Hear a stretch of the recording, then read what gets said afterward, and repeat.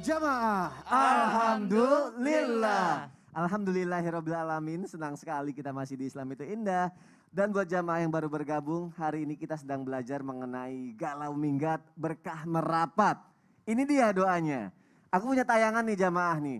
Seorang menantu di Pemalang bunuh ibu mertua di kontrakan korban. Astagfirullahaladzim. Kita lihat tayangannya jamaah, silakan. Peristiwa sadis itu terjadi pada Minggu 26 April 2020 sekira pukul 6.30 waktu Indonesia Barat di kontrakan korban. Saat didatangi ke lokasi kejadian pada Senin 27 April 2020, suasana rumah tampak sepi. Hanya terlihat satu pasang sandal anak kecil berwarna merah di depan rumah. Selain itu garis polisi juga sudah terpasang di rumah tersebut. Dikutip dari tribunjateng.com, Selasa 28 April 2020, tampak bekas darah yang sudah berubah warna menjadi hitam di samping rumah korban. Para jamaah Islam itu indah yang ada di rumah, para ibu-ibu semua, para mantu-mantu yang insya Allah jadi mantu-mantu yang berbakti kepada para mertuanya. Amin ya Allah. Pertama saya ingin katakan bahwa orang tua itu terbagi dua. Ada orang tua nasab, ada orang tua sabab. Orang tua nasab adalah orang yang melahirkan kita, menyusui kita, itu orang tua nasab namanya. Yang kedua ada orang tua sabab.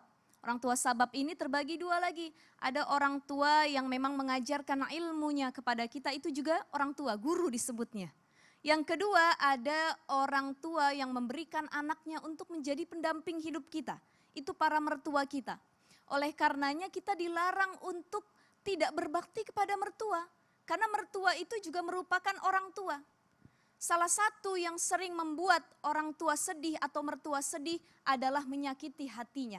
Baik dengan fitnah, ghibah, hasad ataupun yang lainnya. Dalam hadis riwayat Bukhari disebutkan, bukaul walidain minal ukuk. Membuat orang tua menangis, orang tua maknanya bisa guru, bisa mertua, bisa orang tua kandung. Itu termasuk ke dalam kedurhakaan. Ibnu Manzur dalam Lisanul Arabi mengatakan, ukukul walidain ini maknanya bukan hanya tidak berbakti, tapi juga memutus silaturahim, kemudian juga menyakiti hatinya apalagi dengan suatu fitnah. Makanya kalau kita dapat kabar burung, kalau kita dapat kabar yang tidak enak, apalagi itu menyangkut orang tua dan terlebih lagi mertua kita, maka kita tabayun dulu. Cari tahu dulu, apa benar sih mertua kita begini? Benar enggak nih? Ada gesekan dan lain sebagainya. Dalam Al-Quran disebutkan, ya ayyuhalladzina amanu in ja'akum fasikum binaba'in fatabayyanu. Tabayun. Jangan serta-merta percaya sama fitnah. Aisyah radhiyallahu anha dulu pernah difitnah. Berselingkuh dengan Sofwan bin Mu'attal. Itu sampai Rasulullah sedih, diam. Bagaimana perasaan Abu Bakar? Apakah Abu Bakar bergesek dengan Rasulullah? Bertengkar dengan Rasulullah? Tidak. Abu Bakar menyerahkan urusan tersebut kepada menantunya dan Rasul juga tetap santun dan sopan kepada mertuanya walaupun anaknya dalam sedang keadaan difitnah. Ini pelajaran buat kita semua untuk lebih bertabayun. Baik mertua kepada menantunya ataupun menantu kepada mertuanya, jangan sampai seperti yang kejadian tadi. Tidak diinginkan, sikut-sikutan, mertua nyalahin menantu, menantu nyalahin mertua, saling menjelekkan satu sama lain, bahkan yang lebih parah sampai membunuh. Sampai membunuh. Jadi yang harus kita pahami adalah kita milik suami kita dan suami kita itu milik ibunya, walaupun sudah menikah. Ya.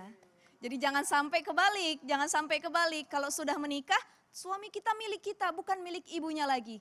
Maka agar kita tidak jatuh dalam lingkaran fitnah, terutama fitnah itu dalam keluarga sendiri, dengan orang tua sendiri, dengan adik sendiri, dengan ipar sendiri, ada doa yang diajarkan. Doa ini adalah doa umatnya Nabi Musa ketika itu. Apa doanya? Rabbana la taj'alna fitnatal ladzina kafaru waghfir lana Rabbana innaka antal azizul hakim. Atau ada doa lain yang mengatakan Rabbana la taj'alna fitnatal liqaumil zalimin wa najjina birahmatika minal qaumil kafirin. Nah, ini salah satu doa yang bisa menjaga kita dari jeratan fitnah.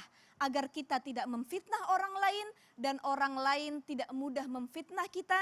Dan juga kita tidak mudah tersulut dengan fitnah-fitnah yang ada di sekitaran kita. Seperti itu, wallahu a'lam bishawab. Masya Allah, yang harus diingat adalah mertua adalah orang tua kita sendiri. Itu harus diingat ya biar Harus diingat, tidak terjadi mertua orang tua kita pergesekan ya. sendiri dan istri harus memahami bahwa suaminya harus tetap berbakti kepada ibunya. Masya Allah, jazakillah khair Ustazah Syifa. Sama Mas Sony. Dan mungkin kalau misalnya jamaah ada yang sedang terjadi pergesekan dengan mertua atau menantu, insya Allah tabayun seperti yang tadi Ustazah Syifa bilang. Biar nggak ada gesekan tapi menjadi lembut dan penuh kasih sayang insya Allah hubungannya. Amin ya rabbal alamin.